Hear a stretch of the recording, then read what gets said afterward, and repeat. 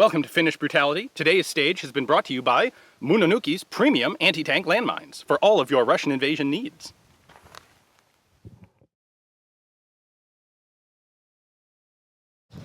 Alright, welcome to Stage 5, Finnish Brutality 2018. It would not be Finnish Brutality if it did not involve anti-tank landmines. This is how you repel the Russian invasion of Finland. So, you will start with your landmine at the cone and your rifle empty. You will crawl to the VTAC barricade. You will engage the rifle target at about 80 yards through each of the 6 designated holes in the VTAC. You will then continue crawling under this string line, bringing both your rifle, which you clear there, and your anti-tank mine with you until you get to this. This is your ambush point. You deploy the anti-tank mine there. From here, you get 2 more hits on the rifle steel. You then continue crawling, staying under this rope line to the second VTAC barricade, where you get another hit on the steel target from each of the 6 marked holes. Easy.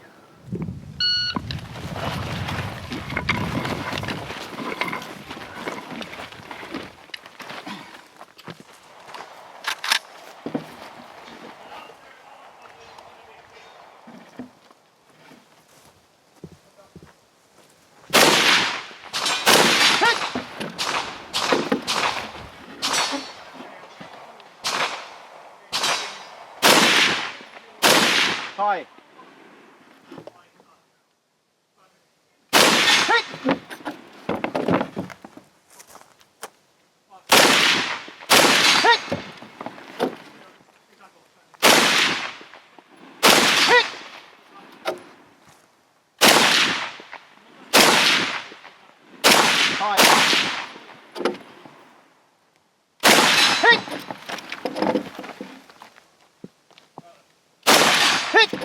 Drop magazine, show clear. Clear, go!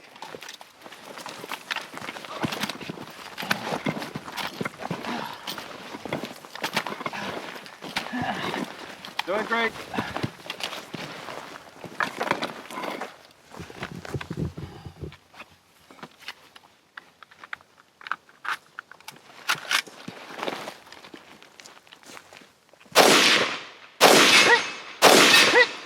Unload, show clear. Thank you. Go!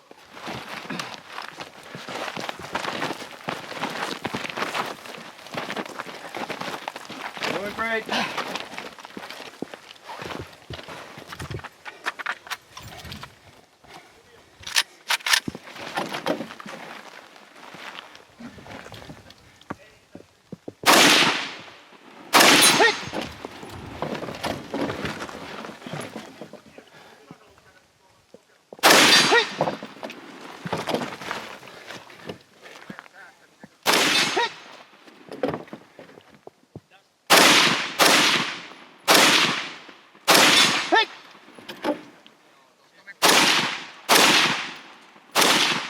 Hi. Hit!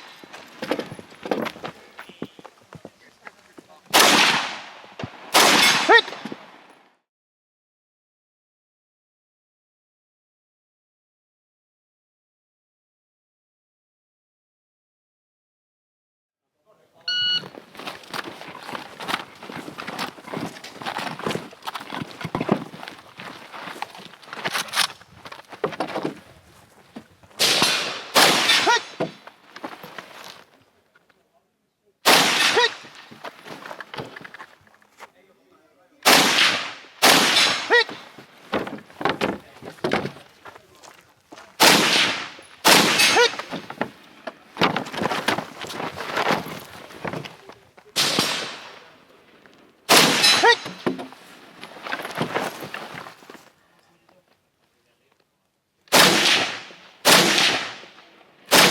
Low.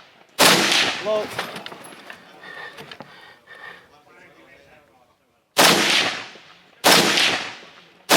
Hit! Unload, show clear. Yeah, continue.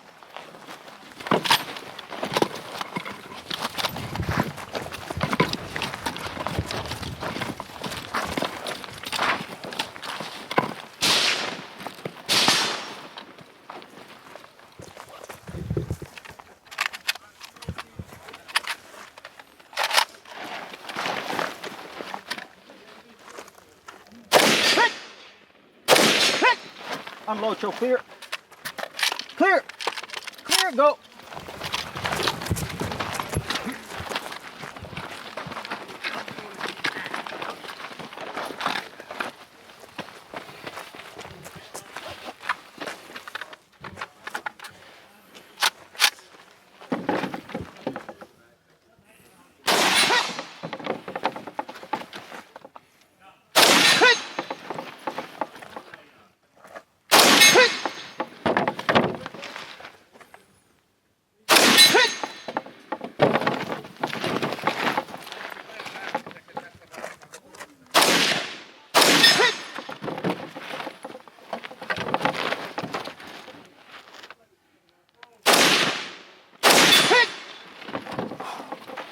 Nice job. If you're finished, choke clear. Thank you, sir. Good job. Thank you. Time!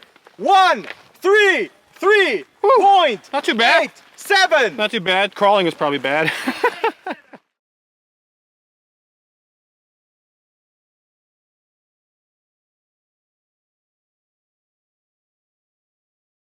So this is a borrowed gun. Yeah. Very generously lent to us Yep. by a Finnish kind soul, to whom I would like to formally and humbly apologize for stage 5. Yeah, we beat the living snot out of this thing. I don't think we actually did any real damage. There's to some it. good scratching and scratch damage and finish damage. That's We'll see. that thing's been too gunned. There's a lot of dirt on it. This gun's been too So- good.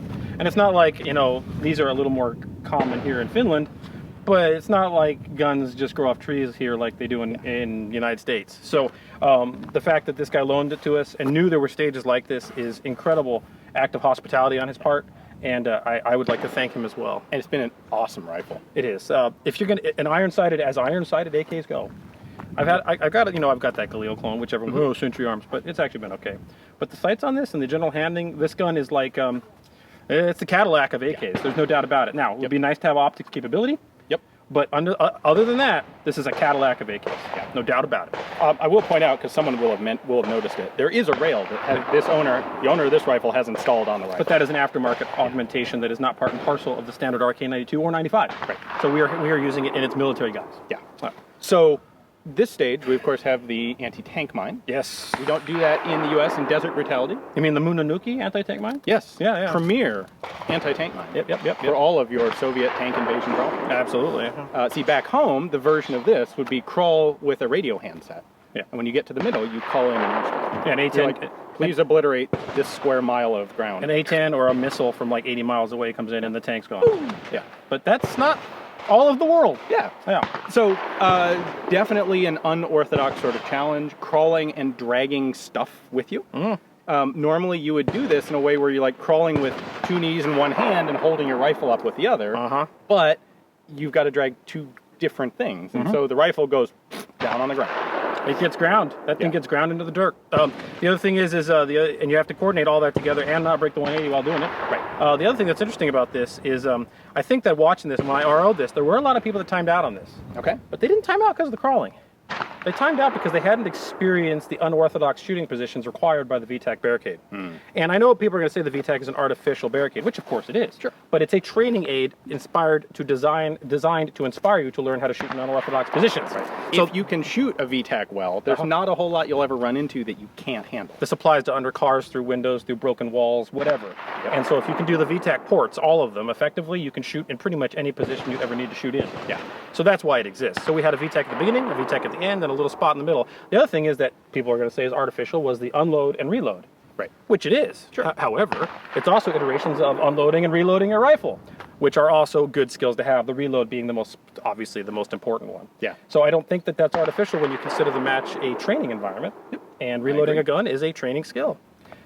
We both did very well. Yeah, the one issue I ran into was, and I recognized this even as I was doing it, and I corrected, but then I stopped thinking about it and do it again on the next port. Yeah. Was resting on the barrel. Yeah. Now I couldn't put this thing all the way through to the handguard because the port's not big enough. Yep. But what I would do is use the barrel as a point of support in the VTAC. And when I did that, I started hitting way over the target. I was able to do less of that. I used my hand mostly as a standoff, and I would try to grab this and like bracket around the VTAC. And I think that's why we saw a little difference in time between you and I. Yeah. Because you crawl faster for sure. However, I was able to get hits faster because I didn't have that barrel offset that was pushing me high. Yep. Yeah. So I think I was 130 something. You were 140 something. Yeah, I think you were 133. I think I was 143, 140 something. Something like that. You're still beating me. I think you were 146. Okay. So you still got about 20 seconds on me. So this is interesting. This is just like Desert Brutality. Yeah. And that everything comes down to the very last. To the last stage. Now, is there a spinner on the next stage? No, but I'm going to go put one in. Yeah, we're going to modify the last stage of the day to have a spinner. No, there's no spinner. But there's a gas mask and a pistol and a rifle and dragging a dummy. So I think our 3 stages today have gotten a little bit easier as they go through. And I'm looking forward to the last one because I think it's going to be really fun. Oh, it's going to be hard. It's going to be a novel challenge. And I think it's just going to be, yeah, hard, but also fun. If you like what you've seen so far, stay tuned for the last and final stage of day 2 because it is unique and something I don't think you've ever seen on 2-gun or at InRange before. And if you look at this and go, holy cow, I wish I could shoot this sort of thing, you should set up a 2-gun match. Start doing it. I agree. All right, guys, stay tuned. This was stage 5. Stage 6 coming up next.